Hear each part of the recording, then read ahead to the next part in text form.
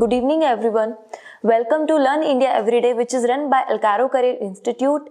So आज की class में हम कुछ MCQ सॉल्व करेंगे. आपका चैप्टर जो है first chapter nationalism in India, तो उसके कुछ MCQs है जो हम इस क्लास में सॉल्व करेंगे.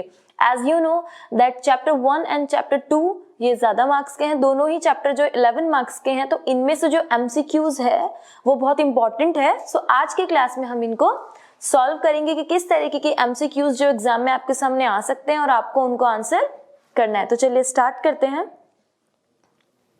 तो यहाँ पर आपके सामने सबसे पहला क्वेश्चन है, Hind Swaraj was written bye.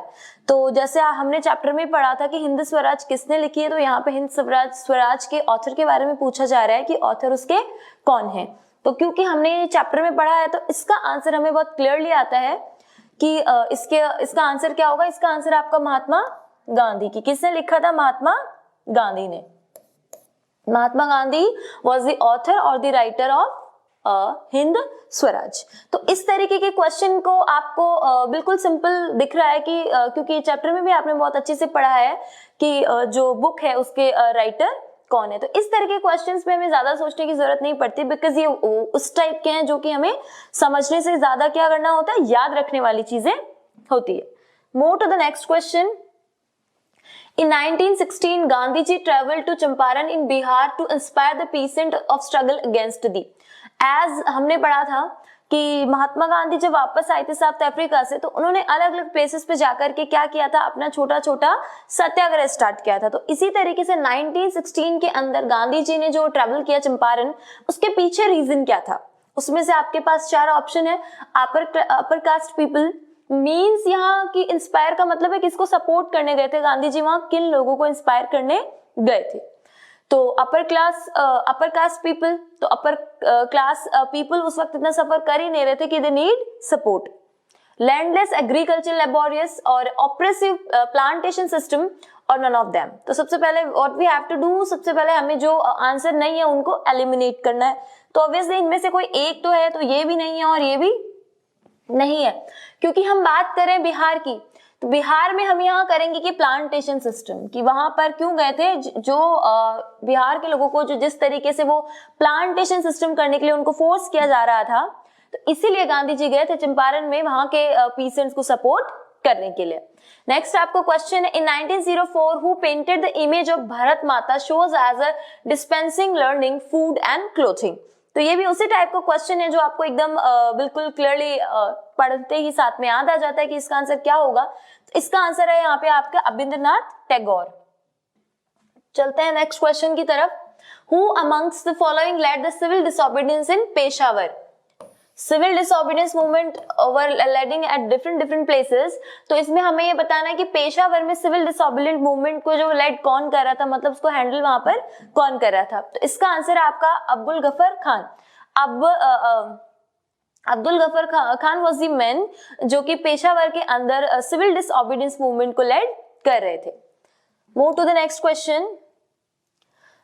Simon Commission was boycotted in the India because, so here we have to find out that why Simon Commission was boycotted. मतलब लोगों ने Simon Commission को इंडिया में पसंद क्यों नहीं किया. तो यहाँ पे फिर से आपके पास 4 ऑप्शन गिवन है और आपको जो करेक्ट वन है वो आपको चूज करना है. तो सबसे पहले आपको मैंने बताया है कि जो रॉन्ग है सबसे पहले उनको एलिमिनेट कीजिए, क्योंकि जो रॉन्ग एलिमिनेट हो जाएंगे तो राइट वन अपने आप ही सामने आ जाएगा.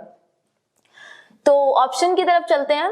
There were differences among the members. तो ऐसा कुछ नहीं था.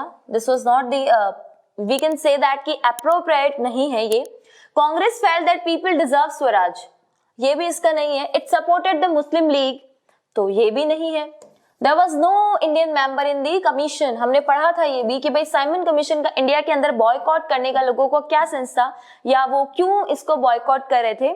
तो सबसे बड़ा रीजन यही है कि इसके अंदर कोई भी भारतीय नहीं था, कोई भी भारतीय आदमी को इस कमीशन के अंदर ऐड नहीं किया गया था, इसीलिए इसे इंडिया के लोगों ने बिल्कुल भी पसंद नहीं किया, क्योंकि इसमें कोई भी इंडिया का मेंबर नहीं था. फिर द रिजोल्यूशन ऑफ पूर्ण Swaraj was adopted eight which session of the Congress. जैसे कि हमें पता है कांग्रेस के अलग अलग सेशन होते थे, तो पूर्ण स्वराज का जो हुआ था इनका, वो इन्होंने कौन से सेशन में अपने अडॉप्ट किया था. तो इसका करेक्ट आंसर है आपका लाहौर. इसको इन्होंने अडॉप्ट किया था लाहौर में.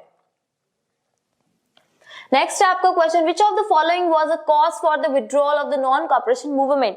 सबसे पहले आपको समझना है क्वेश्चन की लैंग्वेज। कॉज का मतलब पूछ रहा है आपसे रीजन क्या है, कारण क्या है। विड्रॉल का मतलब हो गया कि नॉन कॉपरेशन को विड्रॉल मतलब क्यों छोड़ा गया, उसे खत्म क्यों किया गया, उसे क्यों ड्रॉप उसे किया गया, ये इसका यहाँ पे मीनिंग है। तो यहाँ पे आप इसे ड्रॉप लिख सकते हैं कि छोड़ा गया, और इसे आप लिख सकते हैं यहाँ रीजन। कभी कभार हमें क्वेश्चन की लैंग्वेज ही समझ नहीं आती तो हम फिर करेक्ट आंसर उसका फाइंड आउट नहीं कर पाते। तो चलिए ऑप्शंस की तरफ आते हैं। Other nationalist pursuit Gandhi ji, तो ये दिस वाज नॉट दी, ऐसा नहीं था। Gandhi ji wanted to start civil disobedience, ऐसा भी बिल्कुल नहीं है। अगर गांधी जी दूसरा मूवमेंट स्टार्ट करना चाहेंगे तो पहले मूवमेंट को खत्म क्यों करेंगे। Then outbreak of violence at Chaura Chauri and lack of coordination among the Satyarthi, तो दिस इज ऑल्सो रॉन्ग। तो राइट हमारे पास आता है आपका option B, that outbreak of violence at Chaura Chauri. जैसे कि मैंने आपको बताया था कि चौरा चौरी के अंदर जो जितने भी वॉलंटरीज थे जो इसमें पार्टिसिपेट थे, उन्होंने वहां पर जाकर के पुलिस स्टेशन में मारपीट करी, जिसकी वजह से वहां पुलिस वालों की जान चली गई। तो दिस वाज द रीजन कि सिविल डिसोबीडियंस मूवमेंट को विड्रॉल किया गया। तो क्योंकि हमने ये चैप्टर में पढ़ा है तो हमें बहुत अच्छे से याद है कि जो विड्रॉल करने का जो रीजन था मेन, वो क्या था। नेक्स्ट क्वेश्चन है, who led the peasant movement in Awadh during the non cooperation movement. यहाँ आपको बताना है कि जब नॉन कॉपरेशन मूवमेंट सारे देश में चल रहा था अलग अलग जगहों पर, तब अवध के अंदर इसे किसने लेड किया, मतलब इसका लीडर कौन था। तो इसका लीडर था यहाँ पे Baba Ramchandra was the leader in Awadh for the peasant, वो उनके लीडर थे किसानों के। आपका नेक्स्ट क्वेश्चन है, Gandhi ji in his work Hind Swaraj said that. हमने सबसे पहला क्वेश्चन यही किया था कि हिंद स्वराज जो बुक है वो किसकी है, तो वो महात्मा गांधी जी की है। तो महात्मा गांधी जी ने अपने हिंद स्वराज बुक में इंडियंस के लिए स्पेशली क्या मैसेज दिया है। तो आपके पास there are 4 statement and we have to choose the right one. तो the British must quit India, ये वो कहा करते थे, और क्विट इंडिया मूवमेंट भी हुआ था, बट ये उन्होंने बुक में इस तरीके से मेंशन नहीं किया था। Indians must be involve in the government of India governance, they think so but it was also not mentioned in their book, and the government must conserve the right to make salt, ये भी उन्होंने किया नमक बना करके, but it was not written in their book. Indians must not cooperate with the British, इन्होंने ये साफ साफ लिखा कि ब्रिटिशर्स आए, उन्होंने राज किया। इसका रीजन था कि कहीं ना कहीं इंडियन लोगों ने उन्हें सपोर्ट किया, तो इसीलिए इन्होंने अपने बुक में मेंशन किया कि जो इंडियन लोग हैं उनको ब्रिटिशर्स का सपोर्ट नहीं करना चाहिए। Moving to the next last question, Which of the following is not true about the Rowlatt Act? As you know, Rowlatt Act के बारे में आप लोग जानते हैं, हम पढ़ चुके हैं कि किस तरीके से ब्रिटिशर्स ने Rowlatt Act बनाया था अगेंस्ट गांधी जी के जो सत्याग्रह हो रहे थे, उनसे परेशान होकर के उन्होंने इस तरीके का एक एक्ट बनाया। आप सबको बहुत अच्छे से याद है। तो यहाँ पर आपको 4 ऑप्शन दिए हुए हैं। It allowed to detention of prisoners of 5 years without trial, gave the government powers to repress political activity. It passed the act despite opposition from the Indian members in the Imperial Legislative Council, led to the launch of a movement under Gandhi's leadership. तो आपको पता है, जैसे कि last question होता है आप लोगों के लिए, तो आप लोग इसका जो सही आंसर है वो कमेंट में लिख करके हमें जरूर बताइए। Thanks for watching.